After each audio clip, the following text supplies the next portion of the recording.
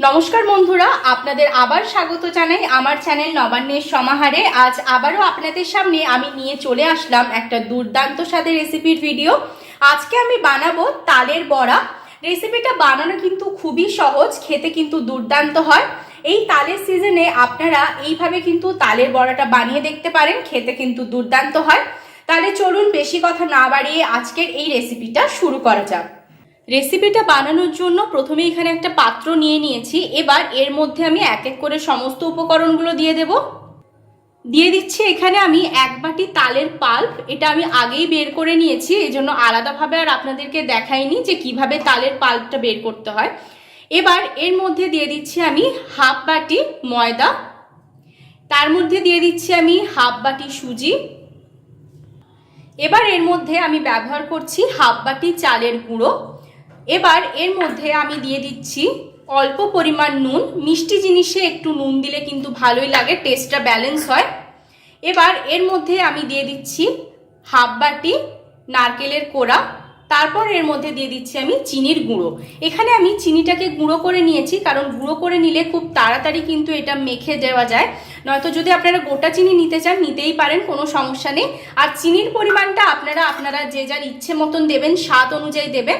এখানে আমি 1/2 বাটি কিন্তু ব্যবহার করেছি। এবার এটাকে আমি মেখে নেব প্রথমে ভালো করে একটু।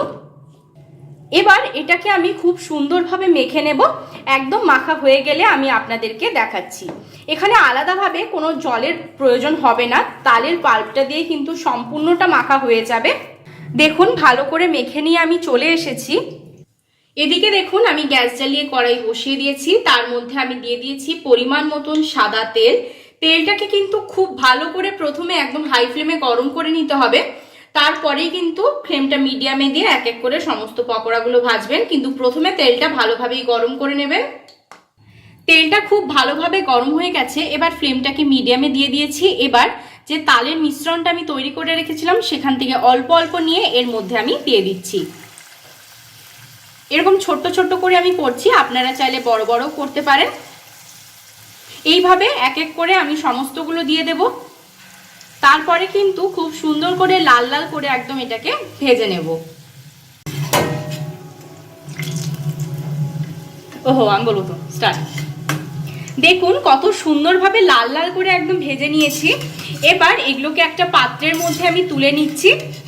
এইভাবে কিন্তু একদম লো মিডিয়াম ফ্লেমে এটাকে ভাজবেন, তা না হলে কিন্তু ওপরটা তাড়াতাড়ি হয়ে যাবে আর ভেতরটা কিন্তু কাঁচা থেকে যাবে। সেজন্য প্রথমেই যখন ভাজবেন তার আগে তেলটাকে হাই ফ্লেমে গরম করে নেবেন, তারপর কিন্তু ফ্লেমটাকে মিডিয়াম করে নেবেন। এবার দেখুন এইগুলো ভাজা হয়ে গেছে। এইগুলোকে সমস্তগুলোকে একটু তেল ঝরিয়ে নিয়ে আমি একটা পাত্রের মধ্যে তুলে নিচ্ছি। এই একই রকম ভাবেই বাকি প্রত্যেকটাকে আমি ভেজে নিচ্ছি। সমস্ত ভাজা হয়ে যাওয়ার পর আমি আপনাদেরকে আবার দেখাবো।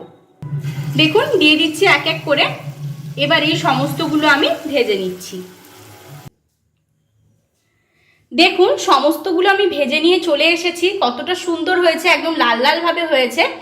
এই রেসিপিটা কিন্তু বানানো খুবই সহজ। আর তালের সিজনে এরকম তালের বড়া আপনারা কিন্তু চটজলদি বাড়িতে বানিয়ে ফেলতে পারেন। তালের সিজন থাকতে থাকতে অবশ্যই তালের এই বড়াটা বানাবেন, দেখবেন খেতে কিন্তু খুব সুন্দর লাগে। যদি রেসিপিটা ভালো লেগে থাকে তাহলে অবশ্যই লাইক, শেয়ার, কমেন্ট আর সাবস্ক্রাইব করতে ভুলবেন না। সাবস্ক্রাইব করার পর পাশে থাকা বেল বাটনের অল অবশ্যই প্রেস করে দেবেন, যাতে আমার চ্যানেলে যে কোনো নতুন রেসিপি আসলে তার নোটিফিকেশন আপনারা আগে পেয়ে যান। যারা ফেসবুক পেজ থেকে এই রেসিপিটা দেখছেন তারা অবশ্যই পেজটা ফলো করে দেবেন। আর যারা ইউটিউবের নতুন সদস্য হয়ে এই রেসিপিটা দেখছেন তারা অবশ্যই আমার চ্যানেলে সাবস্ক্রাইব করে দেবেন আর পাশে থাকা বেল বাটনের অল প্রেস করে দেবেন। ভালো থাকবেন, সুস্থ থাকবেন। আবার দেখা হবে নতুন আরেকটা রেসিপির সাথে।